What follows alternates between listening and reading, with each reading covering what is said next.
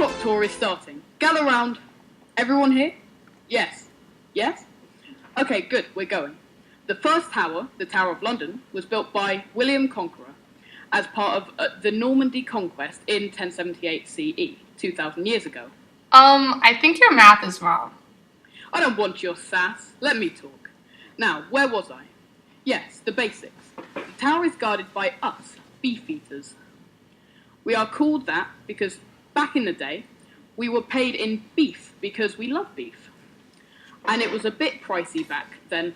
Nowadays, we do less guarding, less beef eating, and more giving tours to you people, so enjoy it.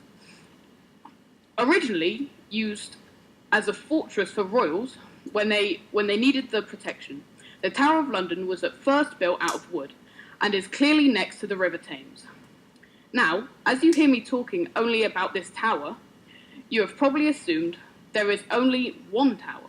No. Actually, I was thinking... However, you are mistaken.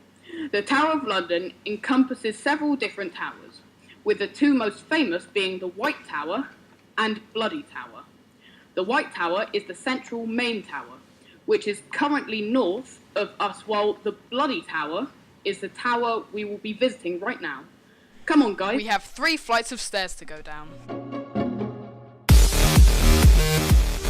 Now, during the Tudor period, the tower became less like a royal fortress and more like a prison. However, besides being a prison for London's most high-profile criminals, the tower had many functions, such as being a treasury, a weaponry, and even a viewing place for the crown jewels.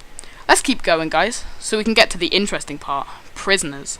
At the Bloody Tower, prisoners were almost often there in its prime years. The first prisoner, and one of the few who escaped, was Ranulph Playbard.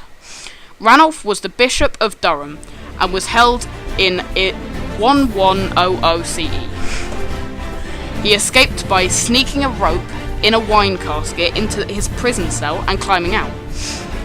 There was also Sir Walter Raleigh, who stayed in the tower for about 13 years and leisurely spent his time doing several different activities, such as writing and gardening.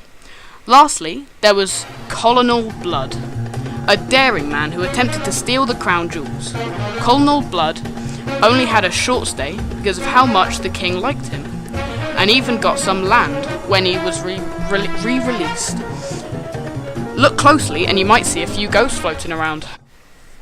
Now, my favourite prisoner, personally, is Lord Nithsdale, because of his escape plan. Lord Nithsdale was arrested for a rebellion in 1715 CE.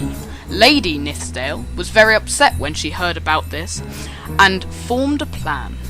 Before his execution, she visited him several times with all of her talkative handmaidens, as it was common for a lady of her status to do so. After each short visit, she left with her handmaidens.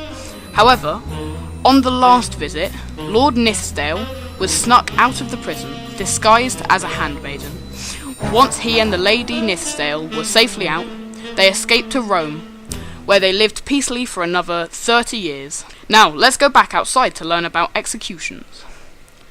There are at least 6 known beheadings at the tower, which included the beheading of Anne Boleyn, who at one point was the wife of the king. Later in World War I, there were also several executions of German spies found in British territory. Now, to end the tour, let's go over the fun, miscellaneous stuff. At the towers, you will always see ravens flying around, as is according to legend. The tower was once used as a menagerie, holding many groups of wild animals, such as tigers, lions, and such. Oh, and according to the locals, ghosts of the killed fly around. Now, goodbye. I gotta run. I have 2 minutes until my next tour.